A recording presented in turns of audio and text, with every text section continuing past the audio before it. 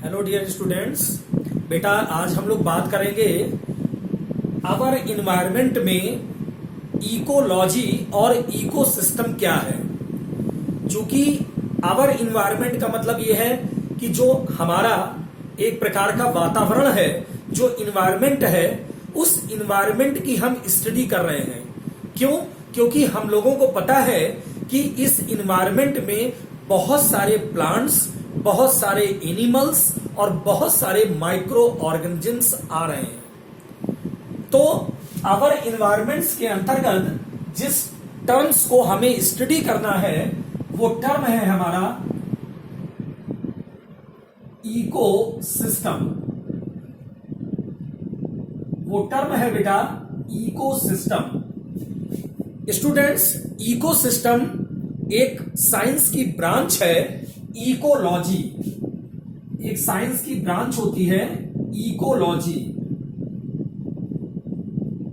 Ecology के अंतर्गत हम डिफरेंट टाइप्स के इकोसिस्टम की स्टडी करते हैं। चूंकि इकोलॉजी टू टर्म्स से मिलकर बना है, इकोस और लॉगस। इकोस और लॉगस। इकोस मीन्स होता है टू इन्वायरमेंट, टू इन्वायरमेंट, और लॉगस मीन्स होता है टू स्टडी। इसका मतलब है कि इकोलॉजी एक ऐसी बायोलॉजी की ब्रांच है जिसमें हम इन्वायरमेंट की स्टडी करते हैं। और जब हम स्टडी कर रहे हैं इस इकोलॉजी के अंतर्गत, तो इकोलॉजी टर्म को सबसे पहले जिसने बताया था वो साइंटिस्ट थे रेटर। वो साइंटिस्ट थे रेटर जिन्होंने इकोलॉजी टर्म्स को बताया था। अब हमें पता है कि इस इकोलॉजी के अंतर्गत बहुत सारे हमारे इकोसिस्टम बने हुए हैं। और इकोसिस्टम का मतलब यह है कि इकोसिस्टम में लिविंग और नॉन लिविंग दोनों प्रकार के कंपोनेंट्स को रखा गया है। इसका मतलब है कि जो हमारा इकोसिस्टम है, जो इकोसिस्टम है, इसमें दो चीजें आती हैं, एक लिविंग कंपोनेंट्स और दूसरा नॉन लिविंग कंपोनेंट्स। बेटा लिविंग कंपोनेंट्स को हमने कहा है बायोटिक कंपोनेंट्स। Biotic components. और जो नॉन लिविंग है, नॉन लिविंग, उसको हमने कहा है abiotic components.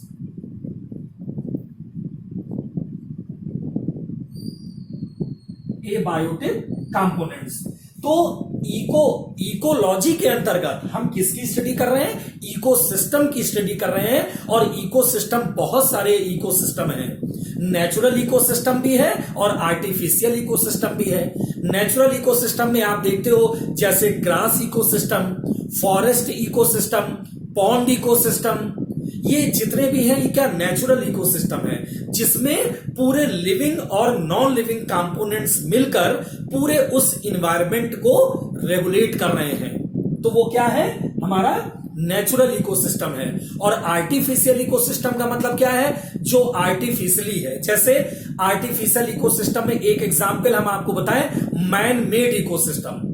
Man made ecosystem क्या है? घर में आप एक्वेरियम लगाते हो, तो जो एक्वेरियम आप लगाते हो तो उस एक्वेरियम में फिशेस को डालते हैं, उसको टेम्परेचर लगाते हैं, उसमें एरेटर लगाते हैं, उसमें बहुत सारे ऐसे जू प्लांक्टन और फाइको प्लांक्टन आर्टिफिशियली डालते हैं, उसमें बहुत सारे छोटे बड़े एनिमल्स को डालते हैं आर्टिफिशियली। तो क्या है? वो एक प्रकार का मैन मेड इकोसिस्टम है जिसमें एक्वेरियम को रखा गया है।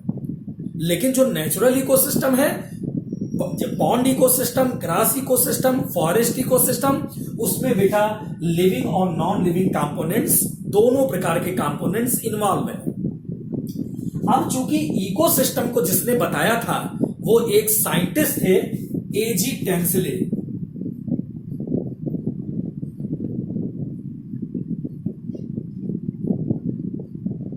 एक साइंटिस्ट थे एजी टेंसले, उन्होंने सबसे पहले इकोसिस्टम को बेटा बताया था।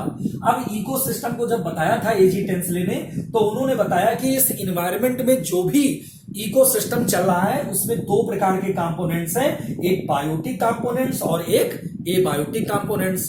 तो सबसे पहले जरा हम बात करें कि आखिर बायोटिक कंपोनेंट्स में कौन कौन से स्टेप्स आ रहे हैं।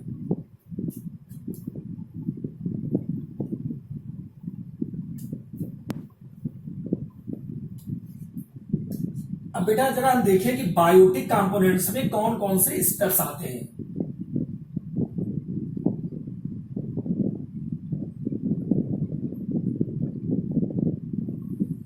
आपको पता है कि ये जो बायोटिक कंपोनेंट्स है एक प्रकार का लिविंग कंपोनेंट्स है, और इसमें मुख्य रूप से क्या आते हैं, प्रोड्यूसर्स आते हैं, कंज्यूमर्स आते हैं और डिकम्पोजर्स आते हैं।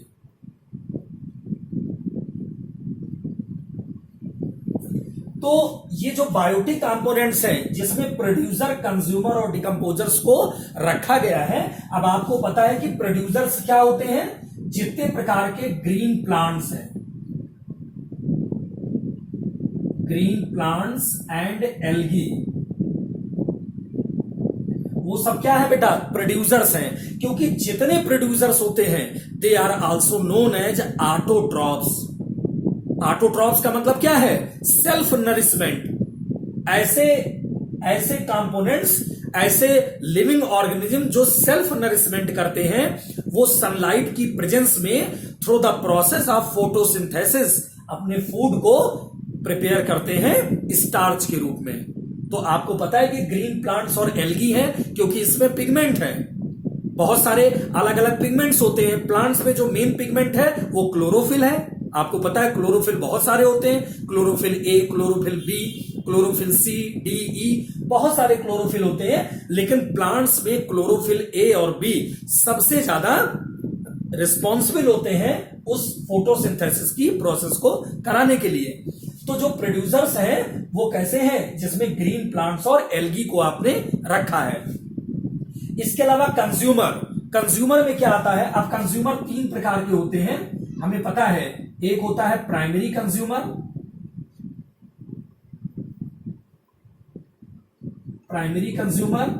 एक होता है सेकेंडरी कंज्यूमर और एक होता है टर्सरी कंज्यूमर।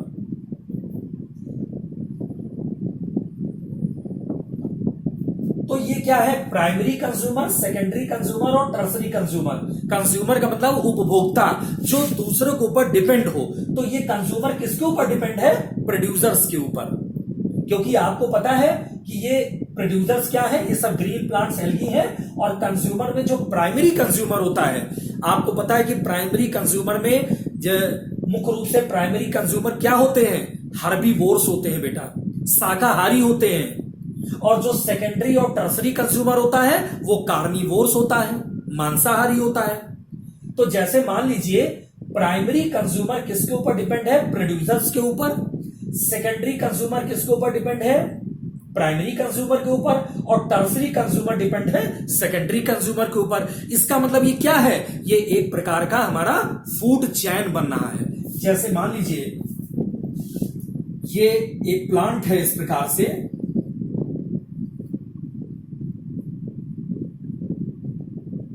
ये एक प्लांट है। ये प्लांट क्या है, ग्रीन प्लांट है। और कैसा है, ये प्रोड्यूसर्स है, ये प्रोड्यूसर्स है। अब ये प्रोड्यूसर्स है, तो ये क्या है, इसके बाद ये प्रोड्यूसर्स को कौन खा रहा है, या प्राइमरी कंज्यूमर किसके ऊपर डिपेंड है, ये डिपेंड है प्रोड्यूसर्स के ऊपर। तो यहां प्राइमरी कंज्यूमर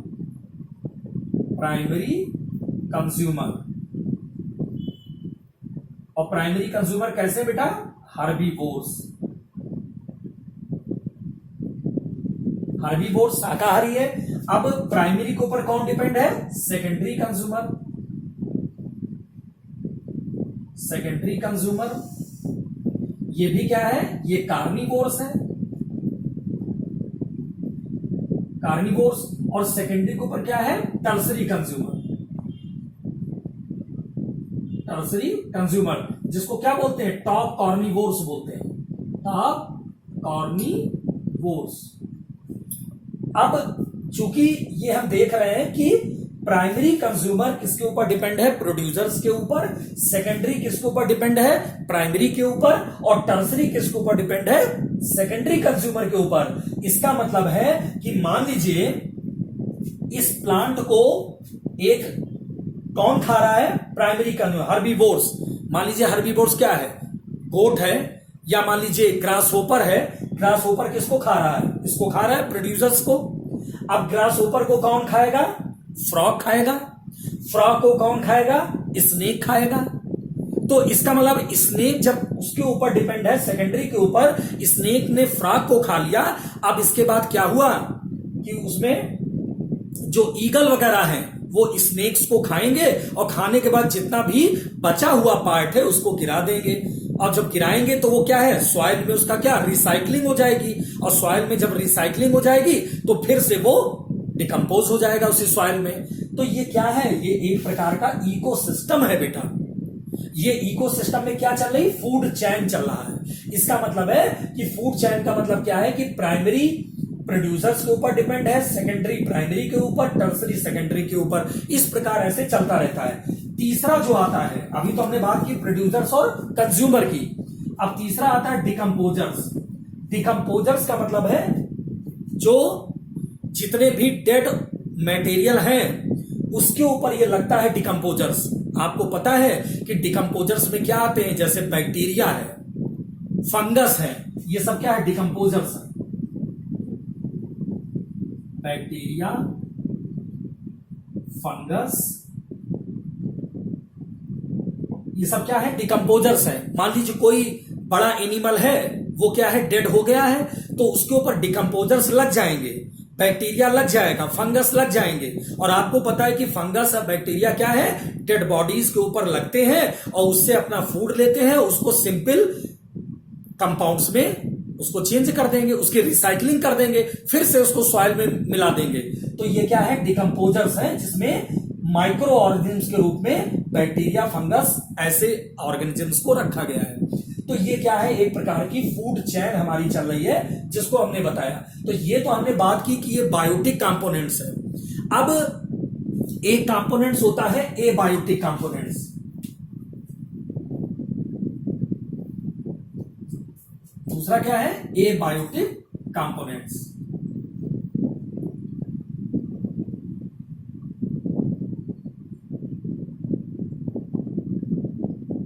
बेटा एबायोटिक कंपोनेंट जो होते हैं हमेशा कैसे होते हैं, नॉन लिविंग होते हैं। आपको मालूम होना चाहिए, नॉन लिविंग होते हैं। और नॉन लिविंग कंपोनेंट्स का मतलब क्या है कि किसी भी इकोसिस्टम में लिविंग और नॉन लिविंग दोनों प्रकार के कंपोनेंट्स इन्वॉल्व होते हैं।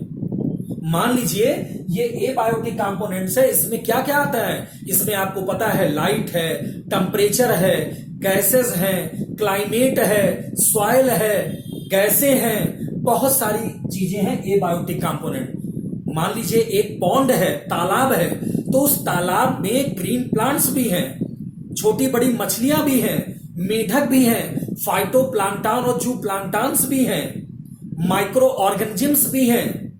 लेकिन उसी पॉन्ड में ऊपर से सनलाइट भी आ रही है, उसमें टेम्परेचर भी बढ़ रहा है, उसमें गैसेस भी हैं, उसमें सॉइल भी है, उसमें ह्यूमिडिटी भी है। वो क्या है, ये सब बेटा एबायोटिक कंपोनेंट्स के अंतर्गत है। जैसे लाइट है, टेम्परेचर,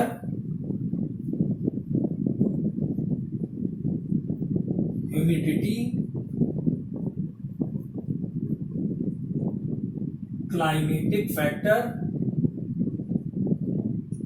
सॉइल, गैसेस, ये जितनी भी चीजें हैं सब क्या है, एबायोटिक कंपोनेंट्स हैं। और जो भी नेचुरल इकोसिस्टम है, चाहे वो फॉरेस्ट हो, ग्रास हो या पॉन्ड हो, उस इकोसिस्टम में बायोटिक और एबायोटिक दोनों प्रकार के कंपोनेंट्स इन्वॉल्व हैं और पूरे फूड चेन और फूड वेब को चला रहे हैं।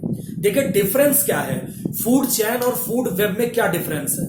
बेटा फूड चेन जो होती है वो एक ही इकोसिस्टम में इन्वॉल्व होती है। जैसे मान लीजिए पॉन्ड इकोसिस्टम है, तो उस पॉन्ड इकोसिस्टम में जो भी छोटे बड़े जीव जंतु हैं या जो भी प्लांट्स हैं, उनका एक दूसरे से क्या कोरिलेशन है, वो एक दूसरे के ऊपर ही डिपेंड है उसी इकोसिस्टम में। तो पॉन्ड इकोसिस्टम के अंदर जो भी ऑर्गेनिजम्स या जो भी हमारे कंपोनेंट लिविंग और ए बायोटिक कंपोनेंट है नॉन लिविंग वाले, वो उसी कंपोनेंट के ऊपर डिपेंड है, तो उसको हम बोलते हैं ये हमारा फूड चैन है। लेकिन फूड वेब का क्या मतलब है? फूड वेब का मतलब ये होता है कि एक इकोसिस्टम का जो भी ऑर्गेनिजम्स हैं या एनिमल्स हैं, वो दूसरे इकोसिस्टम के किसी दूसरे सदस्य के साथ इंटर रिलेशन करता है, को रिलेशन करता है। मान लीजिए पॉन्ड इकोसिस्टम का कोई भी प्राइमरी प्रोड्यूसर्स है, वो जाके फॉरेस्ट इकोसिस्टम के प्राइमरी या सेकेंडरी कंज्यूमर से इंटर रिलेशन बनाता है, या ग्रास इकोसिस्टम का कोई एनिमल आके पॉन्ड से मिलता है, या फॉरेस्ट वाला ग्रास से मिलता है, तो ये क्या है? एक दूसरे से रिलेशन है। कौन किसके ऊपर डिपेंड है, बहुत सारी चीजें डिपेंड हो जाती है। तो अब इसको क्या बोलते हैं? जब चारों प्रकार के इकोसिस्टम हैं और एक दूसरे से कोरिलेशन करते हैं, तो उसको हम बोलते हैं फूड वेब। और फूड चेन का मतलब क्या है? कि एक ही इकोसिस्टम। जैसे मान लीजिए कि आप 10th बी में पढ़ते हैं, तो 10th बी में 40 मान लीजिए स्टूडेंट हैं, 40 स्टूडेंट्स हैं, और कोई 2 बच्चे ऐसे हैं जो फूड लेके नहीं आए लंच में, तो वो क्या है? जो 38 स्टूडेंट हैं वो शेयर करा देंगे, 10th बी वाले बच्चे ही शेयर करा देंगे उन 2 बच्चों को जो फूड लेके नहीं आए। तो क्या है? वो पता चलेगा, वो भी खाना खा लेंगे। तो क्या है? 10th बी वाले बच्चे ही इन्वॉल्व हो गए और पूरे इकोसिस्टम उनका मेंटेन हो गया, कोई अदर सेक्शन के बच्चे उसमें इन्वॉल्व नहीं हुए। तो क्या है? ये फूड चैन है। फूड चैन मतलब एक ही इकोसिस्टम में जितने भी पर्टिकुलर जो भी सदस्य हैं उनके बीच में कोरिलेशन जो हो रहा है, वो हमारा फूड चैन है। लेकिन फूड वेब का मतलब ये है कि 10th बी का स्टूडेंट 10th ए में जाके मिले, 10th ए वाला सी में मिले, सी वाला ई में मिले, ई वाला बी में मिले, बी वाला डी में मिले, तो इसका चारों तरफ से बच्चे एक दूसरे के पास आकर वो फूड को ले रहे हैं, तो वो क्या है? फूड वेब है। तो फूड चैन में बेटा जो एनर्जी होती है वो यूनि डायरेक्शनल होती है, और फूड वेब में जो एनर्जी होती है वो मल्टी डायरेक्शनल होती है। याद रखिए, एनर्जी का जो फ्लो होता है वो यूनि डायरेक्शनल होता है, एक दिशा में चलती है फूड चैन में, लेकिन जो फूड वेब में एनर्जी का फ्लो है वो मल्टी डायरेक्शनल है, बहुत सी दिशाओं से एनर्जी आ रही है, एक दूसरे से कोरिलेशन कर रही है। तो हमने आपको बताया कि अमन एनवायरनमेंट में इकोसिस्टम क्या है, इकोलॉजी क्या होती है, और बायोटिक और एबायोटिक कंपोनेंट्स क्या हैं। इसके अलावा कि जो फूड चैन और फूड वेब होता है वो भी मैंने बताया। अब अगर हम ये देखें, मान लीजिए कि एनर्जी फ्लो की हम बात करें, जो हमारा एनर्जी फ्लो चल रहा है वो ट्रॉपिक लेवल के रूप में चल रहा है। जैसे मान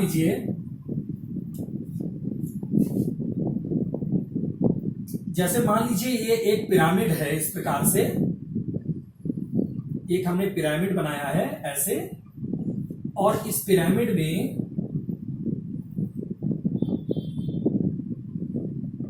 ये यहां पर क्या है? प्रोड्यूसर्स,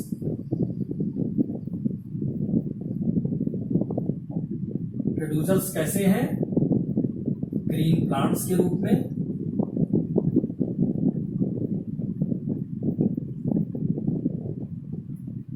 यहां पर क्या है? कंज्यूमर, यहां पर प्राइमरी कंज्यूमर, इसमें लिखेंगे प्राइमरी कंज्यूमर। प्राइमरी कंज्यूमर क्या है? हर्बीवोर्स है ये। यहां पर सेकेंडरी कंज्यूमर,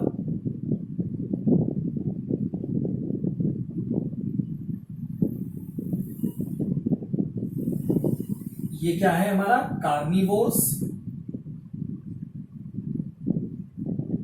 टर्सरी कंज्यूमर,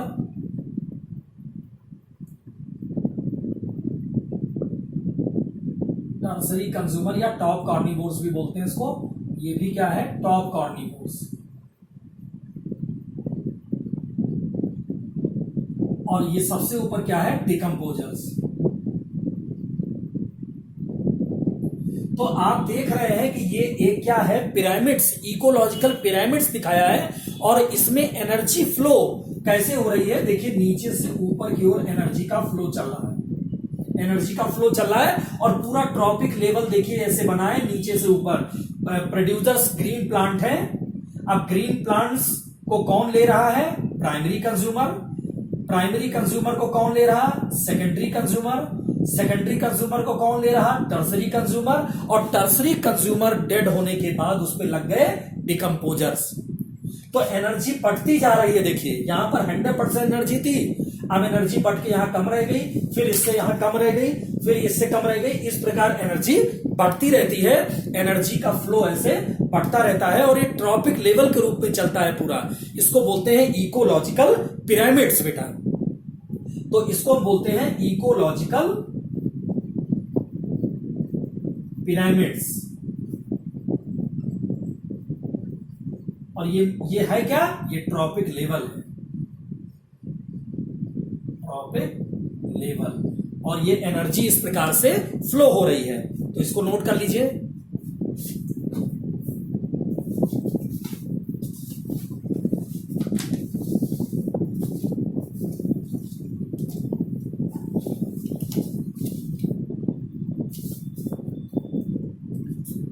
तो इस प्रकार से बेटा हम देख रहे हैं कि ये हमारा क्या है, इकोलॉजिकल पिरामिड्स है जिसमें एनर्जी हमारी फ्लो हो रही है। अब हमें पता है कि आवर इन्वायरमेंट में जितने भी ये इकोसिस्टम है, चाहे वो आर्टिफिशियल इकोसिस्टम हो और चाहे नेचुरल इकोसिस्टम हो। नेचुरल इकोसिस्टम का मतलब ये है कि नेचुरल रूप से उसमें पूरे बायोटिक और एबायोटिक कंपोनेंट्स इन्वॉल्व है। लेकिन आर्टिफिशियल इकोसिस्टम में आप स्वयं उसको आर्टिफिशियली तैयार करते हैं। जैसे मैंने एग्जांपल दिया मैन मेड इकोसिस्टम, तो मैन मेड इकोसिस्टम का एग्जांपल क्या था, एक्वेरियम था। तो इस प्रकार से हम दो चीजों को जान रहे हैं कि नेचुरल इकोसिस्टम क्या है और आर्टिफिशियल इकोसिस्टम बेटा क्या है। अब इसके बाद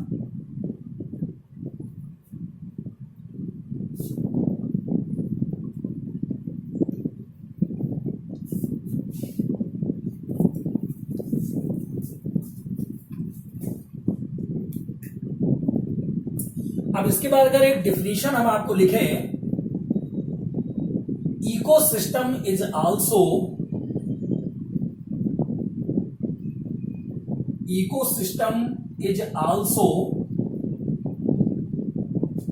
एन इकोलॉजिकल यूनिट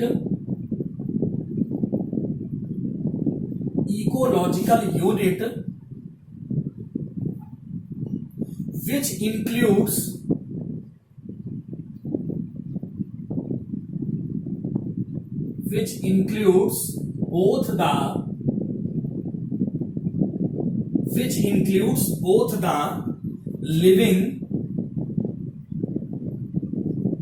मतलब biotic living as well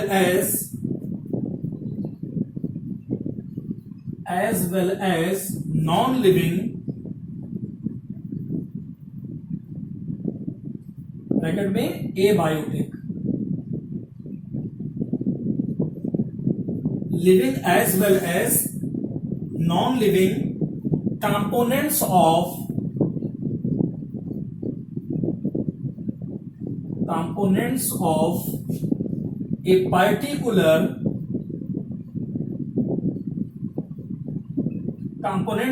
a particular area.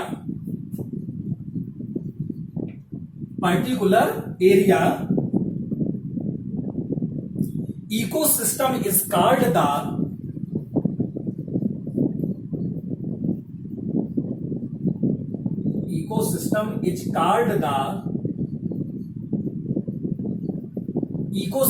is called the basic and functional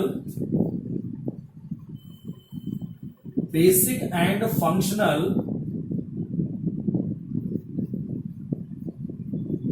unit of ecology.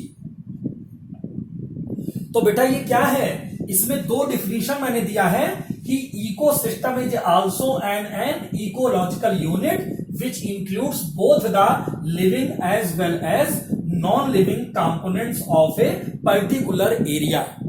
तो जो भी हमारा पर्टिकुलर एरिया है इकोसिस्टम का, उसमें हमारे दो प्रकार के कंपोनेंट्स इन्वॉल्व होते हैं, लिविंग कंपोनेंट्स और नॉन लिविंग कंपोनेंट्स।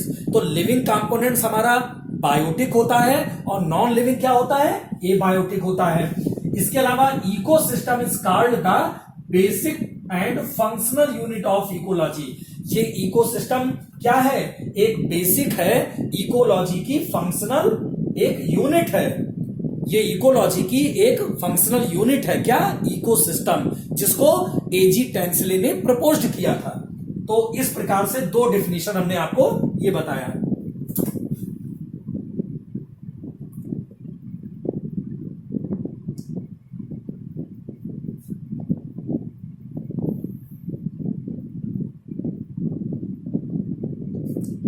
इसके बाद एक डेफिनेशन और है बेटा, the term ecosystem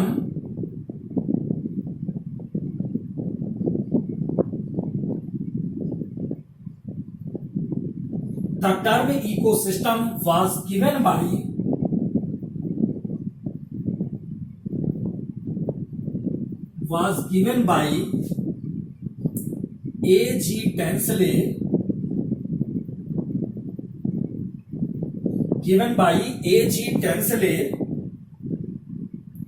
1935, A.G. Tansley 1935, it can be defined as, it can be defined as a basic and functional,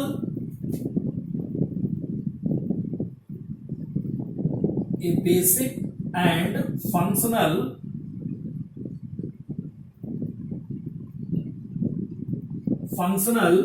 unit which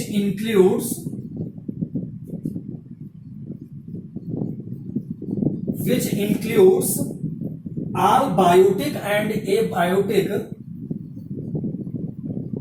all biotic and abiotic, all biotic and abiotic components of a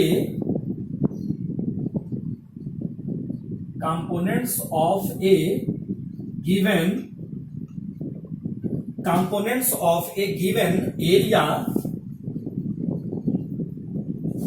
and involve their mutual interaction,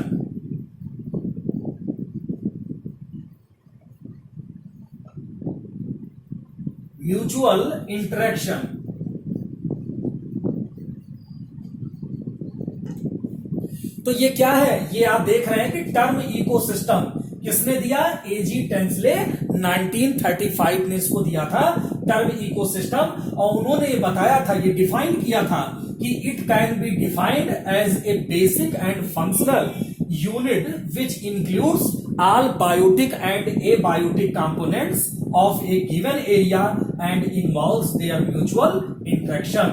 तो उस area में जो भी biotic और abiotic components हैं उनके बीच में आपस में क्या है, म्यूचुअल इंटरेक्शन है, आपसी अंतःक्रिया बेटा हो रही है। तो इस प्रकार इकोलॉजी क्या है और इकोसिस्टम क्या है, इकोसिस्टम में कौन कौन से कंपोनेंट्स आते हैं, वो सब चीजें मैंने आपसे डिस्कस किया है।